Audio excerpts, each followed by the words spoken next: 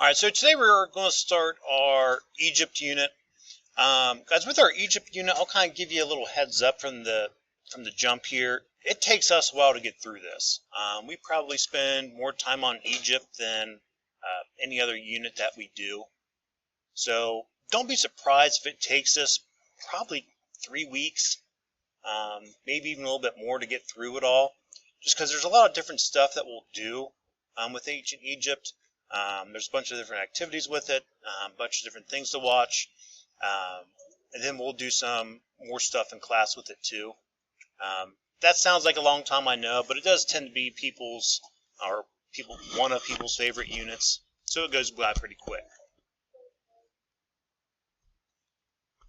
So when we talk about Egypt, it's in Africa. It's highlighted green here. It's just to the west of where we were with Mesopotamia. So if you can see where my mouse pointer is, the Tigris and Euphrates rivers are over here, and that's where Mesopotamia was. So we're just kind of pushing a little bit west with Egypt.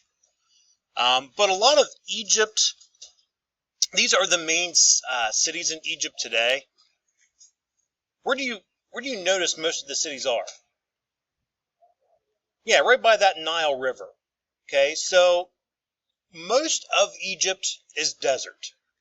Just like we talked about with Mesopotamia, the vast majority of the country of Egypt is desert region. Okay, so it's very sandy, very rocky, not a whole lot to it. So I think it's something like 95 or 96% of the country is made up of desert. It's the sections that are right next to the Nile River where most people settle. It has that good fertile soil, all that stuff we talked about before.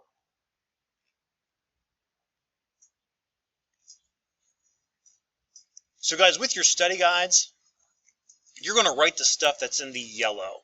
Okay, so that highlighter yellow, it's number 10 on your study guide. You're only writing the one word. Now, because most of Egypt is covered in desert, you'll sometimes hear it called the gift of the Nile. When we start watching some videos and you guys are looking for some stuff online, you're going to see that a lot, that whole gift of the Nile.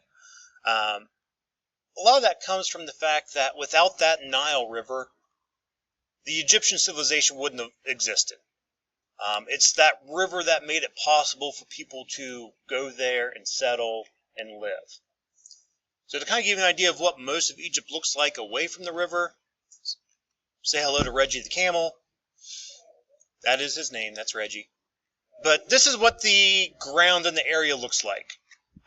Like we said before when we talked about Mesopotamia, a lot of rocks, a lot of sand, not a whole lot else to it.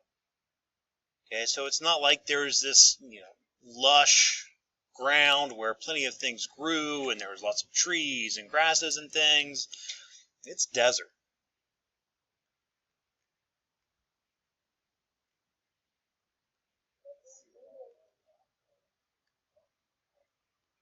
So that's what's going to make our Nile River here so important. It is the longest river in the world. It's something like 4,132 miles long. Okay, so it is a very long river, but it does flow right through the eastern side of Africa here. This is a picture of it from space, but you can see the river over here. But if you look on either side, it's just that tan desert. Yep. Now, with it, it's going to be hard for you guys to see from your seats, and even you guys looking at it here on the computer monitor at home. If you look very, very closely, you can kind of see a very thin blue line through this streak. The blue line is actually the river. The big wide part on either side, that's the green that's growing on either side of it. Yeah, this isn't the actual river itself. A lot of that's the green on either side of the river.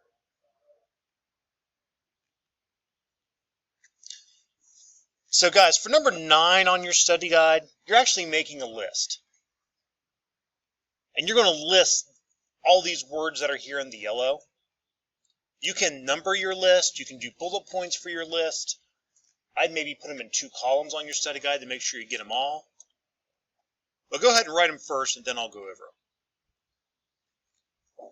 So now that you had a chance to write these words down, do they look at all familiar to you at all? Have you written these down before? Okay, when did we talk about these things? Or who else did these things? Yeah, Mesopotamia. So if you remember when we talked about Mesopotamia, we said that pretty much any civilization or any group of people that's going to live and settle next to a river is going to use it for the same stuff. So a lot of these things that you wrote down, we talked about already, and this is kind of review for us. So for example, the irrigation and the farming. So during that dry season, getting that water to your crops. Transportation and trade. We mentioned how it was a lot faster and easier to put a raft on the river and use that to travel and get someplace than it was to have to walk to get to where you're going. The pottery and mud bricks, that they use the clay from the mud on the riverbanks to make things. The one down here at the bottom, the water source and the food source, those are kind of obvious. You've got that freshwater source, and you can either fish or hunt the animals that come to the river to drink. There are three things that we added here, though.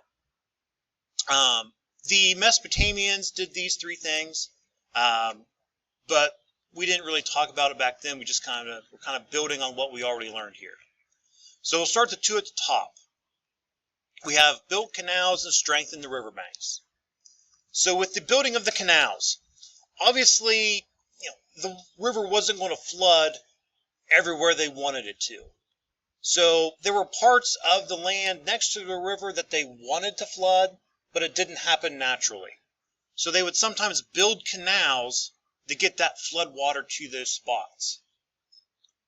On the opposite of that, they would build up or strengthen the riverbanks in places where they didn't want it to flood. Maybe it was a place next to where they had built some homes, or they were going to have their livestock, and they didn't want the flood water to damage those fields.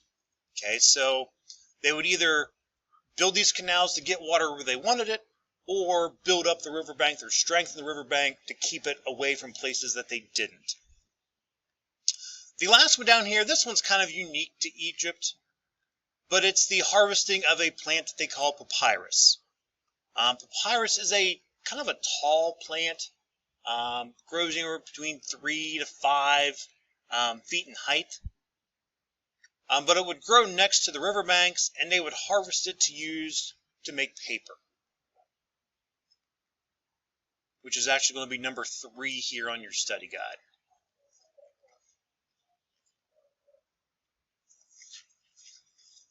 Alright, so with this plant, to make their paper, they would cut down the stalks of it. You can kind of see it's got a kind of a thick stalk here in the middle, and cut it and pull it into strips.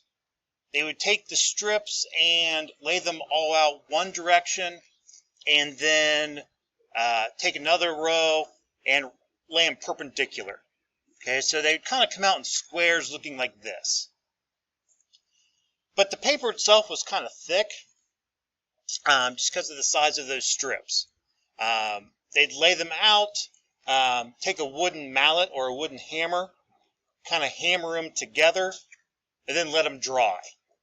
When they dried, the natural sugars and things in the plant itself helped hold everything together, and it kind of made like this.